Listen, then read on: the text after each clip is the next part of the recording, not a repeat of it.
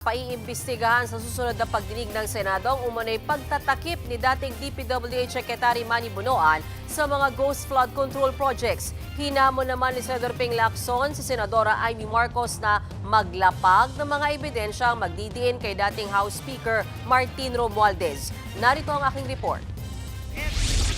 Nakakagulo lang daw si Senadora Amy Marcos. Yan ang buwelta sa kanya ni Senador Ping Lacson sa iginiit ng Senadora na pinagbabawalan daw ang Blue Ribbon Committee members na iugnay ang ilang government officials sa flood control scandal. Kabilang daw dyan si dating House Speaker Martin Romualdez. Pero sabi ni Lacson, hindi yan totoo.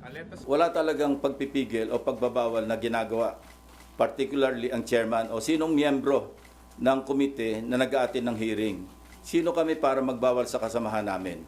No, so talagang masyadong insulto sa integridad ng Senate Blue Ribbon Committee. Sa amin lahat, for that matter. Even to herself, kasi member siya ng Blue Ribbon. Hindi nga siya nag-a-attend, so paano niya masasabi na pinagbabawalan siya?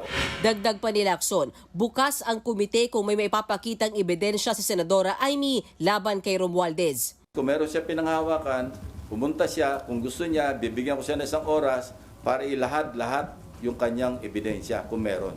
Buwelta naman ng Senadora, nung huli siyang pumunta sa pagdinig, kahit 10 minuto ay hindi daw siya pinagbigyan magsalita, kaya hindi raw niya kailangan ng isang oras para magsabi ng totoo. Sa darating na Lunes, January 19, ipagpapatuloy ng Senate Blue Ribbon Committee ang pagdinig nito kaugnay sa maanumalyang flood control projects. At panawagan ni Senator Lacson, pwedeng dumalo sa hearing si Senator Amy Marcos at bibigyan siya ng sapat na panahon para ilatag ang kanyang mga ambag na ebidensya. Kabilang sa tatalakayan ang pagbili umano ni Romualdez ng bahay at lupa sa isang mamahaling subdivision sa Makati City, kung saan front niya raw ang mga diskaya. Agad namang dumipensa dyan ang abogado ni Romualdez at iginiit na wala raw alam ang dating House Speaker sa nasabing transaksyon. Pag-uusapan din ang umano'y cover-up ni dating DPWH Secretary Manuel Bonoan sa mga ghost flood control projects. Nadiskubre kasi ni Lacson na nagsumiti raw si Bonoan sa Malacanang ng mali-maling grid coordinates ng mga flood control projects sa bansa para sirain umano ang kredibilidad ng sumbong sa Pangulo website. Niloko niya pa. Sa cover-up pa lang, no, kitang-kita mo yung kanyang complicity. Ipapasampina na rin daw ng komite para dumalo si Bonoan na nasa Amerika. Sakali namang hindi makapunta, posible rin daw na ipakontempt si Bonoan at ipaaresto para mapaharap sa pagdinig.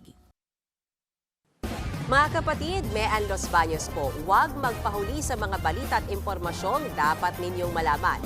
Para sa mas malawak na balitaan at diskusyon, mag-follow at mag-subscribe na sa social media pages ng News 5.